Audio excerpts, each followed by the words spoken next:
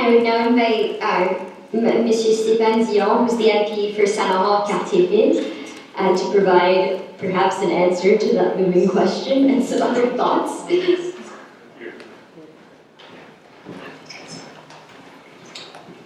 Good afternoon. I want to start to say that I fully agree with everything that has been said up to now.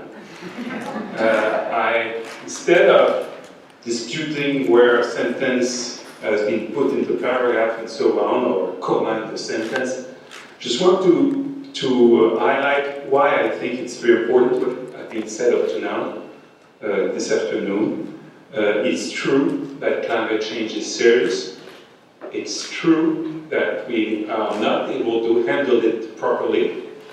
It's true that we're not able to make it unless we have a world carbon price. And it's true that the fiscal regime is the best way to do it. Canada, let's start with Canada. It's very timely what has been said up to now, because there is a study of the OECD that has been released this week showing that the average effective tax rates on CO2 from energy use in OECD countries, whereas Canada has the lowest part of the graph, with Mexico and the United States. So NAFTA is the worst students of the class, and by far. Canada is committed to decrease, this is our Cancun pledge, to decrease our greenhouse gas emissions by 17% for 2020 in comparison with 2005, but in fact it will increase by 0.5%. So we'll completely miss our target.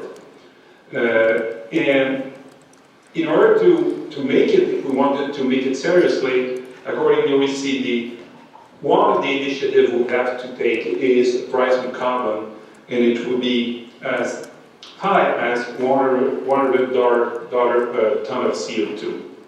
Just to remind you that if liberals had won in 2008, today would have a price of $70, would be almost there. Now, if we look at the planet, the Intergovernmental Panel on Climate Change, IPCC, said that if we continue only the policies we have implemented up to now, at the end of the century, we'll have a warming of the planet of 4 degrees Celsius. And scientists are telling us that beyond 2 degrees Celsius is dangerous, even 2 degrees Celsius is not safe.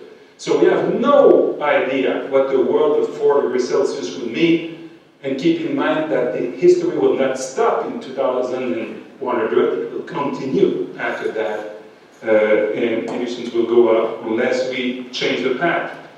Even if countries were respecting their pledge of Cancun of greenhouse gas emission reduction for 2020, the IPCC and the International Energy Agency said, in fact, emissions, the warming of the planet will be by 3 degrees Celsius instead of 2 degrees Celsius as it should. So our commitments are not demanding enough, and some countries will miss their target. And so it's very likely that even the 3 degrees Celsius is not realistic, and as I just said, Canada will be one of these countries that will be delinquent in comparison with their commitment. In order to keep 50% of chances to keep the warming of the planet around 2 degrees Celsius, we need to decrease our emissions between 40 and 70% world emission between now and 2050. And according to IPCC, that means that for 2035, we will need to decrease world emissions by 1/3, when in fact, if we do nothing more than what we are doing now, it will increase by 1/3. So to decrease emissions by 1/3, in a world economy that will more than double between now and 2035, you need to do much more initiatives than what we are doing now. And that means that, for example, the share of carbon sources of energy, oil, gas, and coal, which is now 82%, of the global primary energy demand, well, should decrease to 64% between now and 2035, according to the International Energy Agency. We need to change the kind of civilization we have that is built on the use of fossil fuels almost uniquely. That means also the growth of millions of barrels per day of oil that will go from 87 to 111 between now and 2005 should be reversed. We should decrease the number of barrels that we burn per day from 87 to 78 between now and 2035. The same for oil, for coal. The global coal demand will increase by 44% between now and 2035. If we do nothing more than what we are doing now, it should decrease by 33%. So I will start now with the stats. I think you see the task that we have to face.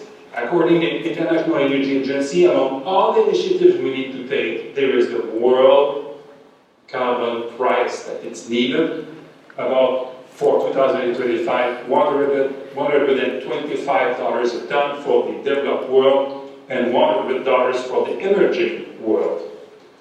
We are not there at all. And there was negotiations in Bonn last week, and they even don't discuss that. They even don't discuss the need for each country to come with more demanding targets of reduction. The world negotiations are stopped.